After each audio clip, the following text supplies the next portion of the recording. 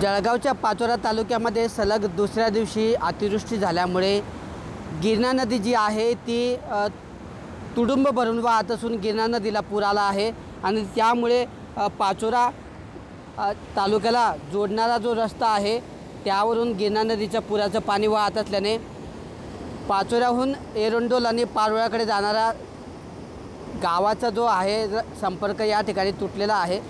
आपण आता गिरणा नदीच्या पुलावर आहोत आणि या ठिकाणी जर आपण बघितलं तर गिरणा नदीने आकराळ विकराळ रूप या ठिकाणी धारण केलेलं आहे।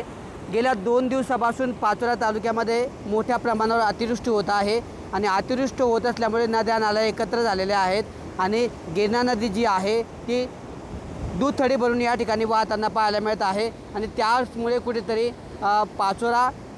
पाचोऱ्याचा जे आहे पारोळा आणि एरंडोल तालुक्याशी जो संपर्क आहे जो रस्ता पूर्णपणे पाण्याखाली गेल्यामुळे या ठिकाणी पाचोरा तालुक्याचा पारोळा आणि एरंडोल तालुक्याशी संपर्क तुटलेला आहे।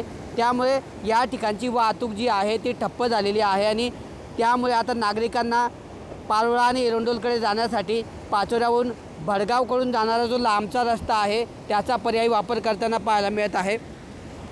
गेल्या 2 दिवसापासून सातत्याने पाचोऱ्यामध्ये अतिवृष्टी होत आहे आणि त्यामुळे गिरणा नदीला देखील मोठ्या प्रमाणावर पूर आल्याचं चित्र पाहायला मिळत असून या ठिकाणी गिरणा नदी दूधथडी भरून वाहत असल्याने पाचोऱ्याचा पारोळा आणि एरंडोल तालुक्याशी जे आहे संपर्क तुटल्याचं पाहायला मिळत आहे। नदीकाठच्या गावांना जे आहे प्रशासनाने सतर्कतेचा इशारा दिलेला आहे। कुणीही पुराच्या पाण्यात जाऊ नये, खबरदारी घ्यावी, जनावरांना पुराच्या पाण्यात घेऊन जाऊ नये अशी खबरदारी या ठिकाणी देण्यात आलेली आहे आणि सतर्कतेचा इशारा प्रशासनाच्या वतीने देण्यात आलेला आहे। किशोर पाटील, TV9 मराठी, जळगाव।